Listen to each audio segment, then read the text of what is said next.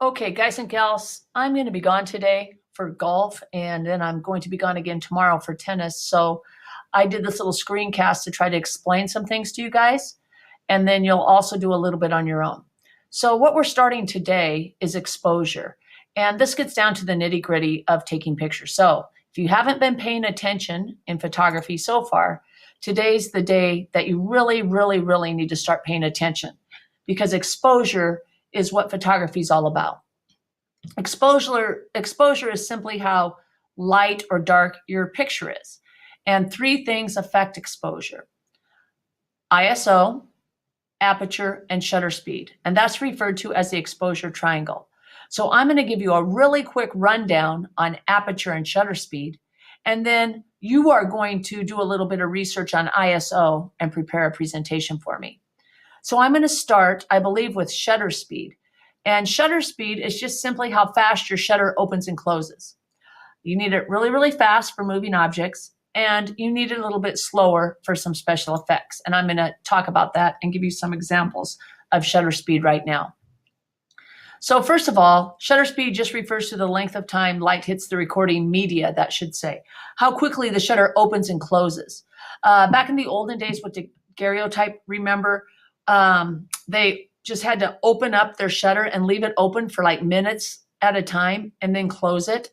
Well, today with the cameras, it does that for us. So since shutter speed is how fast the shutter actually opens and closes, I'm going to give you an example of a slow shutter speed and then another example of a faster one. So please listen. This is a slower shutter speed. Okay, click, click. I'll slow it down even a hair more. This will be a 2-second shutter speed. Please listen. Okay, so the shutter was open for 2 seconds. Well, if the shutter is open for 2 seconds in this room, if I look at that picture I just took, it's going to be just a white screen, isn't it? Because too much light got in there for that 2 seconds. So if I really was going to take a picture in this classroom, I would want to speed up my shutter speed a little bit, and I'll do that now, and I'll take another picture. Notice how I'm speeding up the shutter speed with this little dial. So I'm going to speed it up, and I'll take another picture. Please listen. So you only heard one click that time, didn't you? And that was simply the shutter open and closing so fast. And now at least I can see that photo. So that's all shutter speed is. Now, if you're photographing like a flying bird or a basketball game or something where people are birds or animals or anything's moving fast, you need a really fast shutter speed. Now, because your shutter speed is going to be so fast, there's not going to be much light to get in. I'll demonstrate that. Let's say I am going to shoot a really fast shutter speed now. Okay, I'm going to look at that picture, and it's a lot darker, isn't it, than the one prior to that, where my shutter speed was a little slower. But I need it really fast to stop moving objects, okay? So the faster the shutter speed, the less light that gets in. So you need more light. If you want to slow down the shutter speed, you don't need much light, do you? Okay, so that's shutter speed. Let's look at some examples. So the only thing that was changed here was shutter speed. Right now on this picture of this lady walking in place, the shutter speed was 1/250, which is kind of fast. They slowed it down a little bit to 1/60, slowed it down more to 1/30. Notice it's starting to blur. Slowed it down to 1/15 and finally 1/5, and it's too blurry to even see. So that's an example of why you would need a faster shutter speed with moving objects, because you don't want it blurry like that.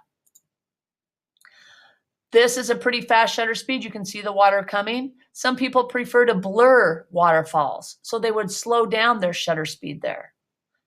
Okay. Here, they have a really fast shutter speed. This was really moving like it was over here. But 1/500, it actually stopped the action. 1/250, you can kind of see, but 1/100, slower shutter speed actually blurred it. So if you want to stop action, you have to have a fast shutter speed. An example, a faster shutter speed doesn't let in quite as much light because the shutter is only open like that. A slower shutter speed, light comes in and it closes. It's a lighter picture. One more example. Slower shutter speed. They're going to speed up the shutter on each one of these pictures, and they didn't change anything else. So let's more light in, a little less light, a little less light, a little less light. Finally, you get a darker picture. So that's what shutter speed is. Here's some examples of shutter speeds that you would set while photographing these different things. And we'll spend more time looking at this when we actually talk about shutter speed. I just wanted you to have a basic, just a basic knowledge of what shutter speed was prior to doing this, okay?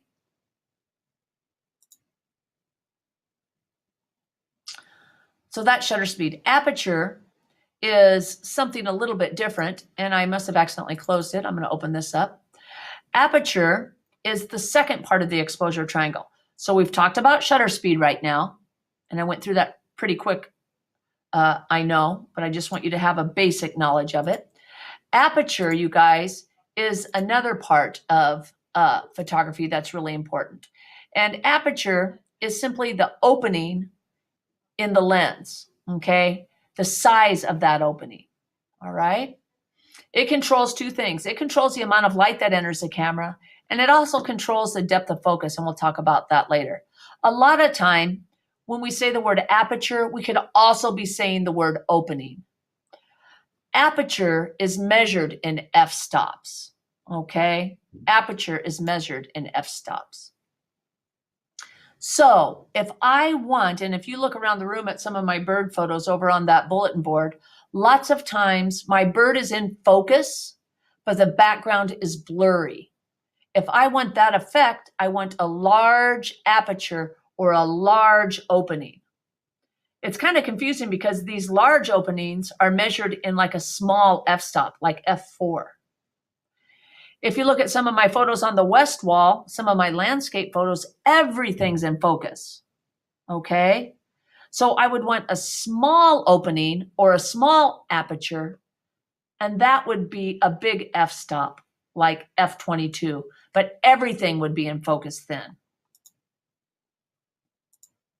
This would be an example of where a landscape photo where I would want everything in focus. This was shot with f13, which is kind of big.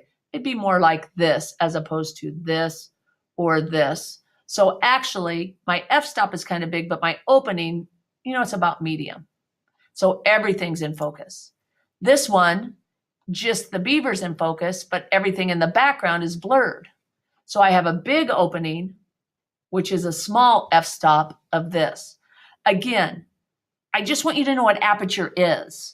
And I just want you to know what shutter speed is. We will spend a whole week on aperture, a whole week on shutter speed, so you don't have to memorize everything now. Just know that shutter speed, aperture, and ISO are the three parts of exposure. If I adjust one of them, the other two are affected in some way. Okay? So that's aperture. Now, guys and gals, you are going to talk about our third part of exposure, ISO. I have a basic presentation set up for ISO, and basically it's just how sensitive your camera is to light, okay? It's measured in different numbers, and I'll show you on these Canon cameras. My ISO button is on top, and then I just want you to see the back of the screen. So the lowest ISO the Canon cameras have is 100. I know it disappears, sorry. And then it doubles every time, 100, 200, and it goes all the way up to 12,800. Well, on a bright, bright sunny day, you would want your ISO at 100 because there's so much light, your camera doesn't need to be that sensitive. In a darker, maybe it's really cloudy out or something like that, or it's a little darker, you might choose an ISO of 400 to make sure you get that light. Lots of times I take pictures before the sun rises, so it's kind of dark out. I might need to set my ISO way, way high to even get enough light in to the camera to take a picture. Now, you're better off keeping the ISO as low as you can to still maintain proper exposure, because the higher you go, the more grain your photo lets in. It looks like grainy or has a bunch of little speckles on it. So that's ISO in a nutshell, and you're going to do a little more research on it on your own. The pros of ISO, you can take pictures in low light environments, like in a darker room or before the sun rises or after the sun sets. The con of that is it comes at an expense. It usually adds grain or noise to your picture. So in this picture with a low ISO of about 200, there's not all these little dots that are all over her face. Do you see that? And in the background here, that's called grain. This ISO was 3200. Now you can get rid of some of that in Photoshop and Lightroom and in some post-processing, but it's, you know, if you can take a low ISO, do. Oftentimes I have to set my ISO higher because I often shoot in low light situations. Okay, so your assignment is to go to Classroom, and there's this presentation in Classroom called ISO Research. Notice it says to receive credit for this, you have to turn it in today before you leave. Regardless if you're done or not, turn it in. I'll resubmit it back to you tomorrow. That way I can see what you accomplished today. Go to each of the following slides, click on the link in the title, and type good notes. I would prefer you not to copy and paste. So this is a link. So it says watch the 2 videos and take notes. You'll click here.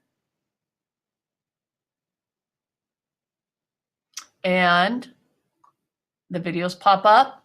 I'm telling you, this guy that starts this video, he's kind of crazy, kind of cuckoo.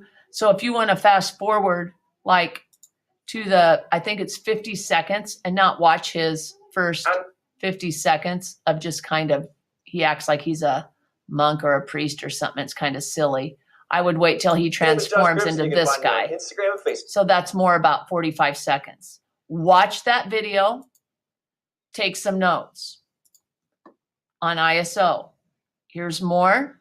Watch that video, take some notes. The first video ends up being a little over 4 minutes if you fast forward it to 45 seconds to start with. The second video, only 2 minutes. Again, I want good notes on these slides. Then you go here to the next slide. This is a link. It'll take you to this school.